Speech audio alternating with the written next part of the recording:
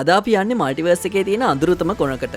Doctor ස්ට්‍රේන්ජ්ට මුණ ගැහෙනවා multiverse එක හරහා පියාඹන්න පුළුවන් ඇමරිකා චාවේස් කියන ගෑනු ළමයාව. හැබැයි එයා පස්සෙන් එන්නේ හිතාගන්න බැරි තරම් බලවත් හතුරෙක්. ඒ තමයි තමන්ගේ දරුවන්ව ආපහු ලබා ගන්න ඕනම දෙයකට ලෑස්ති වුණු ස්කාලට් විච්. එහෙම නැත්නම් වොන්ඩා. බලමු එහෙනම් මේ මන්තරකාරයෝ දෙන්න මේ ගැටුම කොහොම ඉවර කරයිද කියලා. කතාව පටන් ගන්නේ ඇමරිකා චාවේස් සහ වෙනත් විශ්වයක ස්ට්‍රේන්ජ් අද්භූත රාක්ෂයෙක්ගෙන් බේරෙන්න උත්සාහ කරන තැනකින්. චාවේස්ට විශ්වයන් අතර ගමන් කරන්න පුළුවන් සුවිශේෂී බලයක් තියෙනවා. ඒ සටනේදී අනිත් විශ්වයේ ස්ට්‍රේන්ජ් මිය යන අතර චාවේස් අහම්බෙන් අපේ විශ්වයට පලා එනවා. ඒ කියන්නේ Earth 616 වලට. අපේ ස්ට්‍රේන්ජ් සහ වොන්ග් එකතු වෙලා එයාව බේර ගන්නවා. මේක පිටිපස්සේ තියෙන කළු මායාවක් හෙවත් විච් ක්‍රාෆ්ට් එකක් කියලා තේරුම් ගන්න ස්ට්‍රේන්ජ් උදව් ඉල්ලන්න වොන්ඩා මැක්සිමෝෆ්ව හම්බ වෙන්න යනවා. හැබැයි එතනදී දැනගන්නේ මේ හැම ප්‍රහාරයකටම වග කියන්න ඕනි වොන්ඩා කියලා. වොන්ඩා දැන් ස්කාලට් විච් බවට පත් වෙලා ඩාර්ක් හෝල්ඩ් කියන මායාපොත පාවිච්චි කරලා චාවේස්ගේ බලය උදුර ගන්න හදනවා. එයාට ඕනි වෙනත් විශ්වයක ඉන්න එයාගේ දරුවන් දෙන්න වෙන බිලී සහ ටොමි එක්ක ජීවත් වෙන්න. ස්ට්‍රේන්ජ් චාවේස්ව බාර දෙන්න අකමැති වුණාම වොන්ඩා කමාටාජ් වලට පහර දීලා විශාල විනාශයක් කරනවා.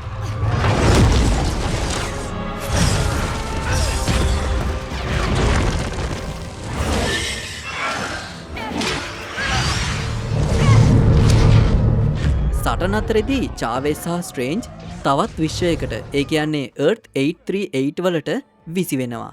වොන්ඩා ඩ්‍රීම් වෝක් කියන මායාව පාවිච්චි කරලා ඒ විශ්වයේ ඉන්න වොන්ඩාගේ සිරුරට ඇතුල් වෙලා එයාලව පන්නන්න ගන්නවා.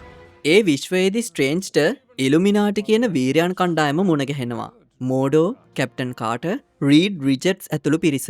එයාලා කියනවා ස්ට්‍රේන්ජ්ලා කියන්නේ මුළු විශ්වයටම තර්ජනයක් කියලා. හැබැයි එයාලා තීරණයක් දෙන්න කලින් වොන්ඩා එතනට ඇවිත් ඉලුමිනාටි කණ්ඩායම දරුණු ලෙස මරලා දානවා.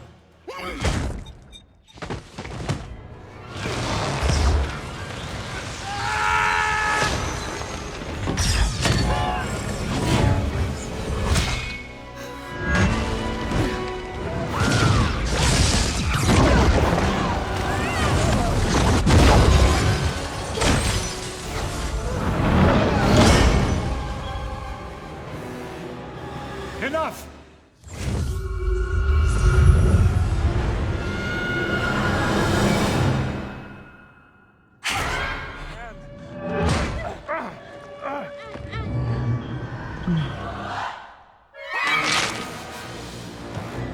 ස්ට්‍රේන්ජ් සහ චාවේස් එතනින් බේරලා ගියේ ඒ විශ්වයේ හිටපු ක්‍රිස්ටින් පාමගේ උදව්වෙන්.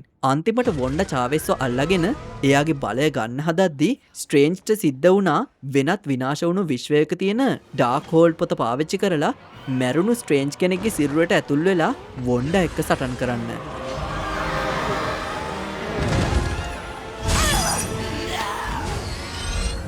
ස්ට්‍රේන්ජ් චාවේස්ට ධෛර්යය දෙනවා තමන්ගේ බලය පාවිච්චි කරන්න කියලා. චාවේස් වොන්ඩව අර දරුවන් ඉන්න විශ්වයට යවනවා.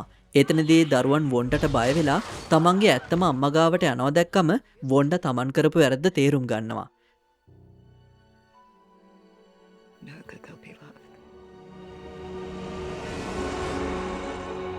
තමන්ගේ වැරද්ද නිවැරදි කරන්න වොන්ඩා මුළු විශ්වයේම තියෙන ඩාර්ක් හෝල්ඩ් පොත් සියල්ලම විනාශ කරලා තමන්වත් ඒ විනාශය ඇතුළෙම නැති කරගන්නවා. කාලෙකට පස්සේ කමාටාජ් ආයෙත් ගොඩනගනවා. හැබැයි ඩාර්ක් හෝල්ඩ් පොත පාවිච්චි කරපු නිසා ස්ට්‍රේන්ජ්ගේ නළල මැද්දේ තෙවැනි ඇසක් මතුවෙනවා. පෝස්ට් ක්‍රෙඩිට් එකේදී අද්භූත මායාකාරයක් ස්ට්‍රේන්ජ් ඉදිරියේ පෙනී ඉඳලා කියනවා ස්ට්‍රේන්ජ් නිසා විශ්වයන් අතර ඇති වුණු ගැටලුවක් විසඳන්න උදව් කරන්න කියලා. ස්ට්‍රේන්ජ් එයත් එක්ක ඩාර්ක් ඩිමෙන්ෂන් එකට යනවා. ඉතින් ඔන්න ඔහොමයි ඩොක්ටර් ස්ට්‍රේන්ජ්ගේ මල්ටිවර්ස් පිස්සුව අවසන් වුණේ. වොන්ඩා ඇත්තටම විනාශ වුණාද? ස්ට්‍රේන්ජ්ගේ මේ අලුත් ඇස මොන වගේ බලපෑමක් කරයිද? ඒක ඉස්සරහට බලාගමු. ඊළඟ වීඩියෝ එකෙන් අපි බලන්නේ ආදරයයි අකුණුයි මුසු වුණු තෝර්ගේ 4 වෙනි කතාව. ඉතින් මේ වගේ වීඩියෝස් බලන්න ෆිල්මෝක් YouTube channel එක subscribe කරන්න. එහෙනම් ජය වේවා!